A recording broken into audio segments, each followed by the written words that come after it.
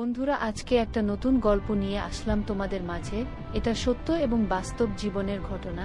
শেষ পর্যন্ত শোনার অনুরোধ রইল। শুনলে তোমার মধু চলে আসবে। দেরি না করে চলো শুরু করা যাক। আমি যখন অষ্টম শ্রেণীতে পড়ি, প্রায় প্রতিদিনই আমার ছোট ভাই আমার সাথে খারাপ আচরণ করার চেষ্টা করত। আমি তাকে অনেক বোঝাতাম, অনেক বারণ করতাম, কিন্তু সে আমার কোনো কথাই বুঝত না। সে আমার সাথে কেমন জানি উন্মাদ পাগলের মতো আচরণ করত। একদিন আমাদের বাড়ির সবাই, আমাকে আর আমার ছোট ভাইকে রেখে সবাই বেড়াতে গিয়েছিল। আমারও পরীক্ষা ছিল, তার পরীক্ষা ছিল, যে কারণে সে আর আমি যেতে পারি নাই। কিন্তু এই সুযোগে আমার ছোট ভাই ঘরের দরজা বন্ধ করে আমার সাথে যা করল, তা শুনলে বন্ধুরা তোমাদের মাথা ঘুরে যাবে। বন্ধুরা, গল্পটি অনেক ইন্টারেস্টিং। আশা করি তোমরা পুরো গল্পটি খুব মনোযোগ সহকারে শুনবে। তবে গল্পটি শুরু করার পূর্বে তোমাদের নিকট আমার একটি ছোট্ট অনুরোধ, তোমরা অবশ্যই আমার চ্যানেলটি সাবস্ক্রাইব করে আমাকে সাপোর্ট করবে। হ্যালো বন্ধুরা, আমি রিমা। আমি যখন খুব ছোট তখন আমার বাবা মারা যায়। আমার মা অন্য আরেকজনকে বিয়ে করে সেই ঘরে আমার ছোট একটি সৎ ভাই ছিল। ছোট ভাই আমার সাথে সবসময় খারাপ আচরণ করার চেষ্টা করত। ব্যাপারটা আমার ভাল লাগতো না, আর ভয়ে কাউকে কিছু বলতেও পারতাম না। আমি ব্যাপারটা আমার মাকে বলি, মা উল্টে আমায় বকা দেয়। তারপর থেকে আমি ভয়ে কাউকে কিছু বলিনি। অষ্টম শ্রেণীতে ওঠার পর একদিন বাড়িতে কেউ ছিল না। ওই সবাই দাওয়াত খেতে গেছে। সেই সুযোগে ছোট ভাই কোথা থেকে এসে আমার উপর পশুর মতো ঝাঁপিয়ে পড়ল। আমার চিৎকার দিয়েও কোনো রক্ষা হলো না। এরপর থেকে ছোট ভাই প্রায় সময় আমার উপর ঝাঁপিয়ে পড়ত, আর মাঝে মাঝে ছোট ভাই আমাকে টাকা দিত। যখন আমি ক্লাস 10-এ উঠলাম, তখন বুঝতে পারলাম আমি কনসিভ হয়ে গেছে। যখন আমি কনসিভ করি তখন ব্যাপারটা বুঝতে পারিনি। আমি আর ব্যাপারটা আরও পরিষ্কারভাবে বুঝতে পারি ক্লাস 9-এ শারীরিক শিক্ষা বই থেকে। আমার তখন মাথা ব্যথা, বমি ভাব ছিল, কিছু খেতে পারতাম না। আর ব্যাপারটা যখন বুঝতে পারে, তখন মা আমাকে জিজ্ঞেস করে, কি হয়েছে তোর? আমি কিছুই বলি না। অবশেষে মাকে ব্যাপারটা বলতে আমি বাধ্য হয়েছি। আমার মুখ থেকে মা এরকম ধরনের কথা শুনে অবাক হয়ে গেল, আর আমাকে অনেক বকাবকি করতে শুরু করল। এর আগে আমি আর আমার ভাইকে ব্যাপারটা বলেছিলাম, কিন্তু বিশ্বাসে কোনো মানে নেই নাই। মা এসব কথা শোনার পর মা আমার ভাইকেও এই ব্যাপারটা নিয়ে জিজ্ঞাসাবাদ করেন। সে উল্টো আমাকে অত্যাচার করে বলে, এটা আমার না। আমি বললাম, এত বছর ধরে আমার সাথে সম্পর্ক করলেন যে আমি সবাইকে বলে দেব। সে আমাকে হুমকি দিয়েছে, বলল তোর খবর আছে। আমিও ভয় পেয়ে যাই।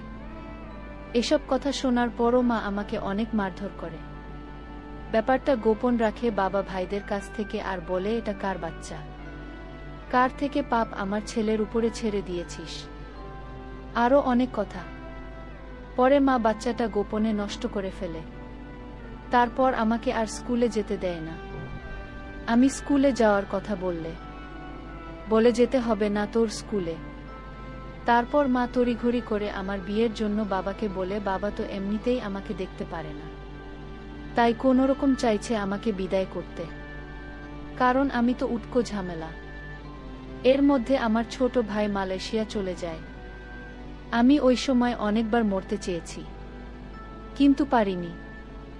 অনেক মানসিক হতাশায় ভুগেছিলাম। এরপর একটা ছেলে আসে আমাদের পাশের গ্রামে। বাবা মা কোনো খোঁজ খবর না নিয়ে আমাকে বিয়ে দিয়ে দেয়। কি অদ্ভুত ব্যাপার! বিয়ের দিন আমার কপালে একটা নাকফুল জোটেনি। আমার বাবা বলেছে, পাত্রপক্ষের কাছে আমার বাবা বলেছে, আমি তার কোনো মেয়ে না, আমি তাদের বাসায় কাজের মেয়ে। তাদের বাসায় আমি থাকি। ছোটবেলা থেকেই তারা আমাকে মেয়ের মতোই দেখে, এবং এভাবেই তারা আমাকে মানুষ করেছে। আমার সৎ বাবার মুখে এরকম কথা শুনে কষ্টে আমার বুকটা ফেটে যাওয়ার মতো অবস্থা হয়েছিল। যাই হোক, শ্বশুর বাড়িতে আসলাম। একদম ভাঙাচোরা ঘর। 2টা রুম মাত্র। ঘর দেখে মাথা ঘুরে গেল। আমার বর আমাকে বিয়ে করে নিয়ে এসে কোথায় গেছে সেটাও আমি জানি না। শ্যামলা গায়ের রং বলে যা দেখলাম। আমাকে খাটের উপর বসানো হলো। আমার শ্বশুর শাশুড়ি কেউ নেই। আমার বর এতিম, তারও কেউ নেই। তার বাবা মা মারা যাওয়ার সময় এই বাড়িটা তাকে দিয়ে গেছে। তার যে জন আত্মীয় স্বজন আছে, তারা আমার বরকে পরিচয় দেয় না। আমি রাতে বরের অপেক্ষা করতে করতে ঘুমিয়ে গেলাম। সেই রাতে আসলো না। সে এলো ভরে, তাও আবার মাতাল হয়ে।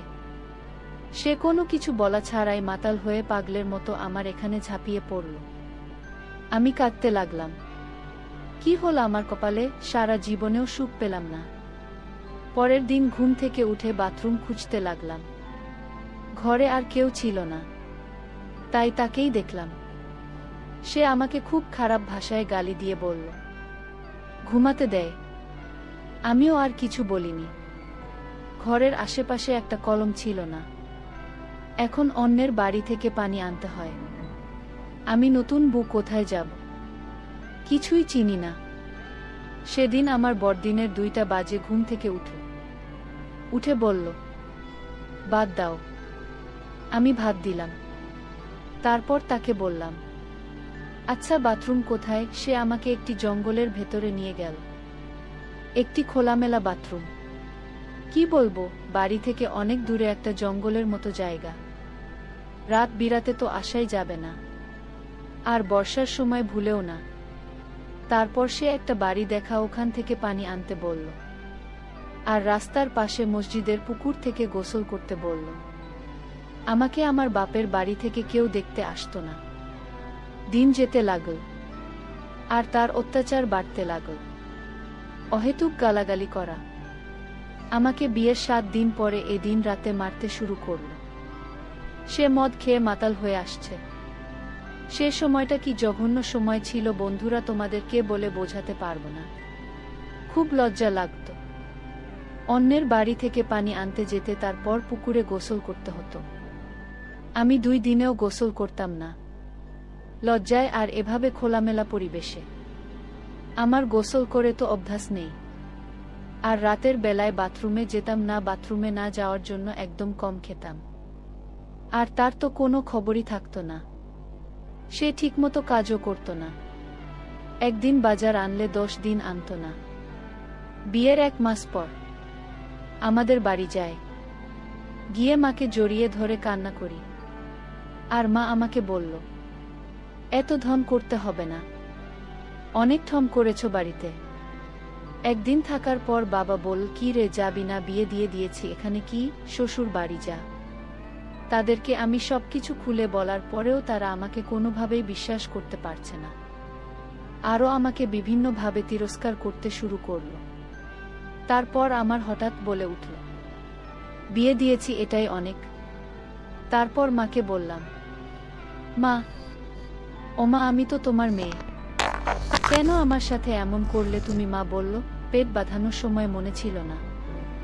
আমি এটা বলতে পারলাম না যে বাহিরের মানুষ না ঘরের মানুষই এই কাজ করেছে। এরপরও সব মেনে নিলাম, আর নিজেই যুদ্ধ শুরু করলাম। শ্বশুর বাড়িতে এলাম, মনোবল আরো শক্ত করলাম। এখানে আমাকে থাকতে হবে। কিন্তু বর প্রতি রাতে মদ খেয়ে মাতাল হয়ে আসত। বিয়ের 1 মাস পর চালের কথা বললাম। ঘরের চাল ডাল কিছু ছিল না।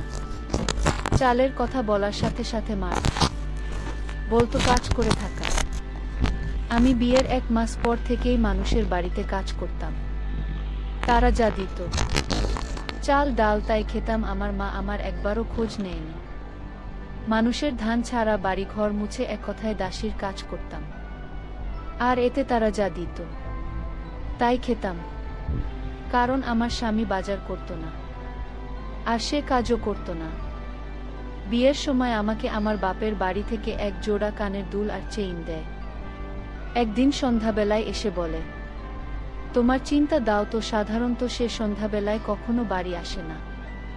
আমি সরল বিশ্বাসে তাকে চেনটা দিয়ে দিলাম, কারণ সে তো আমার স্বামী, আর এই দুনিয়াতে সে ছাড়া আমার কেউ নাই। তাকে বিশ্বাস না করে তো আমার উপায়ও নাই। সে যখন মাতাল হয়ে বাড়ি ফিরে, আমি তাকে কিছু বললাম না।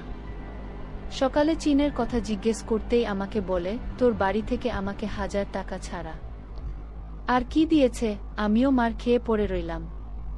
কি বলব, কিছু বলার শক্তি এবং সাহস কোনোটাই আমার ছিল না। আর প্রায় সে আমাকে যৌতুকের জন্য নির্যাতন করত না। পারতাম বাঁচতে আর না পারতাম মরতে। মানুষের বাড়িতে সারাদিন কাজ করার পরেও ঘরে এসে আমাকে কাজ করতে হতো। রান্নার জন্য লাকড়ি আর পাতাটাও আমাকে খুঁজে আনতে হতো। সে একদিন কাজে গেলে 10 দিন যেত না, আর মদ খেয়ে থাকা সব শেষ করে ফেলতে। আমি আমার কানের দুল জোড়া লুকিয়ে রাখলাম। এরপর একদিন রাতে সে একটা বন্ধুকে নিয়ে আসে। সাথে তারা খাওয়ার জন্য কত কি আনে, আমিও খেললাম। আমার খুব মজা লাগল। কিন্তু এর কিছুক্ষণ পরেই আমার খুব ঘুম আসলো। ঘুম থেকে উঠে অনুভব করলাম আমার শরীরে খুব ব্যথার জন্য উঠতেও পারছিলাম না। আর সেদিন কাজেও গেলাম না। মানুষের বাড়ি থেকে খাবার পানি আনতে গেলে তারা অনেক রকম কথা বলতো। অনেক সময় কলে তালা মেরে দিত, তারপর নানা রকম কটু কথা বলতো। আর সবাই আমাকে নিয়ে অনেক আফসোস করতে। সবাই আমাকে নিয়ে আফসোস করত আর বলতো, কি সুন্দর একটা মেয়ে, অথচ একটা মদখোর গাঁজাখোরের সাথে বিয়ে হয়েছে। মেয়েটার দুর্ভাগ্য বটে। আমার বরকে এলাকার সকলেরই মনের মতো ঘরমদি বলে ডাকত। আমার বরের নাম ছিল মতিন, কিন্তু কেউ তাকে মতিন বলে ডাকত না। সবাই তাকে মদখোর মতি বলে ডাকত। এলাকার সবাই তাকে মুখ্যমন্ত্রী হিসেবে চিনে। যাই হোক বন্ধুরা, সেই দিন রাতে তার বন্ধুকে নিয়ে আসার পর আমি জানি না আমার সাথে কি হয়েছিল, কিন্তু আমার শরীরের সকালে ঘুম থেকে উঠে প্রচুর ব্যথা হয়েছিল। মনে হয়েছিল আমার সাথে ভিন্ন রকম কিছু হয়েছে। তারপর থেকে প্রায় সময় আমার বরের সেই বন্ধুটা আসতো। আর সে যেদিন আসতো সেদিন আমার খুব ঘুম আসতো। তো একদিন সন্ধ্যাবেলায় আমার বরের বন্ধুরা আমার ঘরে আসে, আমাকে খুব খারাপ আচরণ করার চেষ্টা করে। সেটা আমি আবার আমার বরকে বলি। তখন বরের বন্ধু আমায় উত্তর দেয়, প্রতিদিন তো আমি তোমার সাথে এসব করি, তুমি আর কি বুঝতে পারো না? কারণ তুমি ঘুমের মধ্যে থাকো, তখন সমস্যা হয় না। আমি আমার বরের বন্ধুর মুখ থেকে এসব কথা শুনে খুব ঘাবড়ে গেলাম আর বললাম, এসবের মানে কি? আপনি এসব কি বলছেন? তারপর বরের বন্ধু আমার বরের সামনে খুব বাজে, খুব নোংরা আচরণ করার চেষ্টা করছে। আমার বর এসব কিছু দেখার পরেও তাকে কিছু বলছে না। তখন আমার চোখ দিয়ে আপনা আপনি জল বেরিয়ে আসছে। তারপরেও আমার স্বামীকে আমি বললাম, দেখো এই লোকটা তোমার সামনে আমাকে আমার সাথে কি রকম নোংরা আচরণ করার চেষ্টা করছে। তুমি একটা কিছু বল। আমি কাঁদলে আমাকে অনেক মারে আর বলে সে এমনি এমনি আমায় স্পর্শ করে না, তার জন্য নাকি আমাকে টাকা দেয়। এরপর থেকে বন্ধুটি প্রায় আসতো। আমি কোনো রকম প্রতিবাদ করলে আমার স্বামী আমার কোনো কথাই শুনল না, বরং উল্টো আমাকে মারধর করতে শুরু করল। তারপর হঠাৎ আমার বরের বন্ধুর মুখ থেকে কথাগুলো বেরিয়ে আসলো। আমাকে বলল, সুন্দরী মা, তোমার বর প্রতিদিন তোমাকে টাকার জন্য মারধর করত। তোমার বর মদ খাওয়ার জন্য টাকা পেত না, আর এজন্য আমি তোমার বরকে প্রতিদিন টাকা দিতাম। কিন্তু তোমার বর আমার টাকা পরিশোধ করতে পারত না বিধায় তোমাকে দিয়ে আমি তার রসুল নিতাম।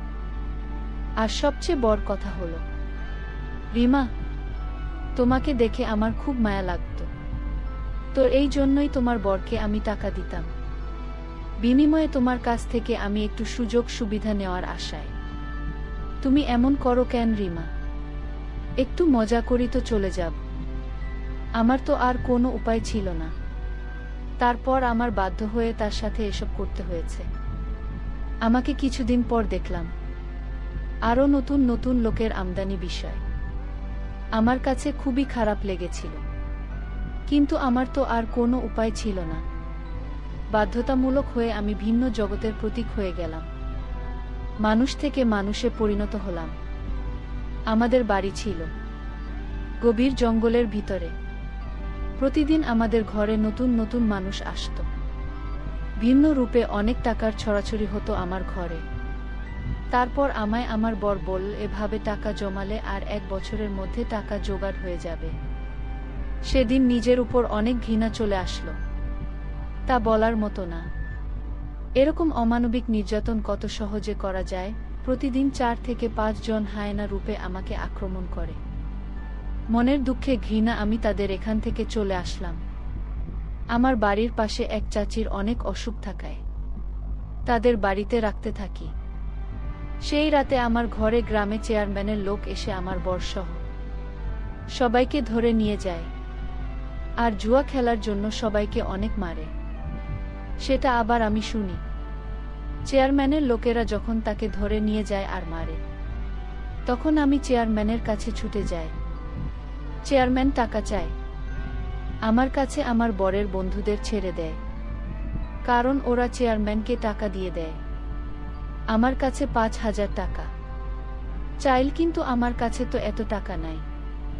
এরপর আমার কানের দুল বেচে টাকা দিয়ে তাকে ছাড়াই, কারণ শত হলে তো আমার স্বামী, সে ছাড়া তো আমার এই জগতে আর কেউ নেই। মার খাওয়ার পর সে বেশ কিছুদিন অসুস্থ ছিল। ভাল হওয়ার পর চেয়ারম্যান খবর পাঠায়, বলে তোর বুকে কিছুদিন আমাদের কাছে পাঠা, তোকে টাকা দেব। এরপর আমার বর আমাকে চেয়ারম্যানের কাছে পাঠায়। খুব লজ্জার বিষয়, চেয়ারম্যানের কাছে 2 দিন ছিলাম। এরপর ওখান থেকে এসে বলি, তোর সাথে আর সংসার করব না। একই কথা বলে আমি রাগে ক্রোধে বাপের বাড়ি চলে আসলাম। তাই 2 বছর পর বাপের বাড়ি যায়। যাওয়ার সময় খালি হাতে যায়, টাকা ছিল না। নাস্তা পানি কোথা থেকে নেব? এরপর মা আমাকে দেখে এক প্রকার তীরে আসলো। কিছু বললাম না। গিয়ে দেখি আমার বড় ভাই বিয়ে করেছে, তার বউ আবার গর্ভবতী। সে আমার মাকে জিজ্ঞেস করছে, মা ওকে তো? আমার মা উত্তর দেয়, আমাদের ঘরে কাজ করত। মা আমাকে নিজের মেয়ে বলে পরিচয় দেননি। এরপর মা আমাকে বলে, দুপুরে খেয়ে যাবি নাকি? এখনই যাবি? আমি আর কিছু বলিনি। শ্বশুর বাড়ি চলে আসি।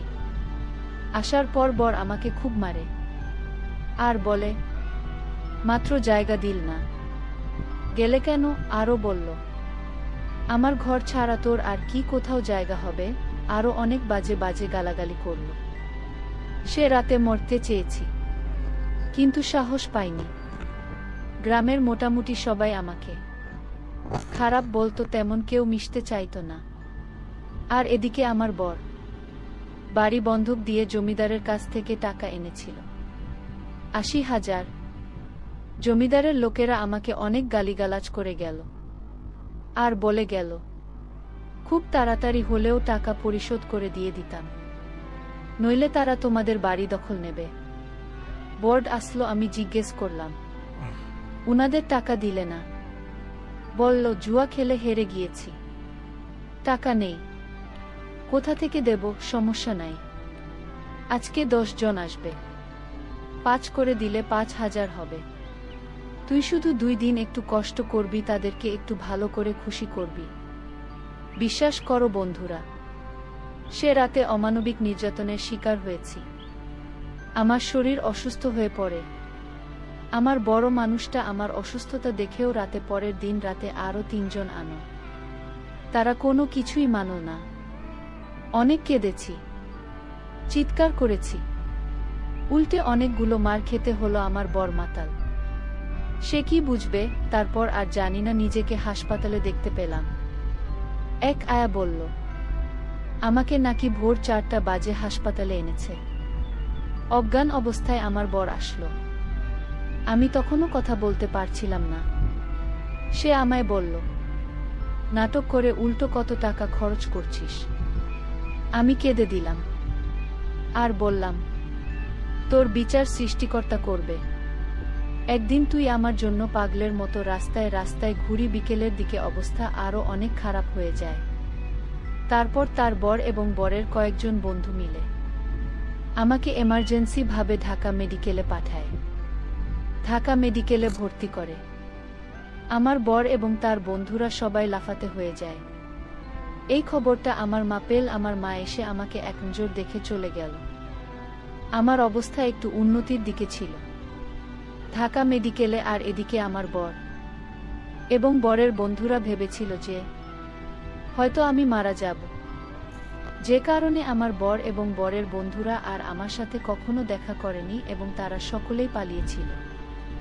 আর এদিকে আমার মা ও যে একবার দেখা করে এসেছিল আর আমার কোনো খোঁজ খবরই নেয়নি। এভাবে ধাক্কা মেডিকেল দীর্ঘ 1 মাস থাকার পর আমি আস্তে আস্তে একটু সুস্থ হতে শুরু করলাম। সৃষ্টিকর্তার এক বিশেষ কৃপায় আমি আস্তে আস্তে পরিপূর্ণ সুস্থ হয়ে উঠলাম। সুস্থ হয়ে নিজেকে নিজের পায়ে দাঁড়ানোর চেষ্টা করলাম, নতুন করে জীবনটা সাজানোর চেষ্টা করলাম। সম্পূর্ণরূপে ভুলে গেলাম আমি আমার অতীত। কিন্তু ভাগ্যের কি নির্মম পরিহাস, আমার এরকম দুর্ঘটনার পর দীর্ঘ 3 বছর অনেক কঠোর পরিশ্রম করে আস্তে আস্তে আমার অবস্থা উন্নতি করে ফেলি। ঠিক তেমন সময় আমি একটি এরকম সংবাদ শুনলাম, যা শোনার পর আমি আনন্দে নাচতে শুরু করলাম। কারণ আমার স্বামী একটা ভয়াবহ অ্যাক্সিডেন্টে তার সমস্ত দেহ ক্ষতবিক্ষত হয়ে রাস্তায় পড়ে আছে। তার প্রতি আমার মনের ভিতর এমন এক ঘৃণার জন্ম নিয়েছিল, আমি তার লাশটা পর্যন্ত দেখতে যাইনি। একা জীবন, একা কর্ম, একাই সব কিছু। ভালো আছি, অনেক ভালো আছি বন্ধুরা, আমি এখন অনেক সুখে আছি, যে সুখের কোনো সীমা নেই। এরকম পাষণ্ড স্বামী থাকার চেয়ে একা থাকাই উত্তম। বন্ধুরা, গল্পটি থেকে তোমরা কি বুঝতে পারলে আমাকে অবশ্যই তোমরা কমেন্ট করে জানাবে। বন্ধুরা, আজকে এই পর্যন্তই।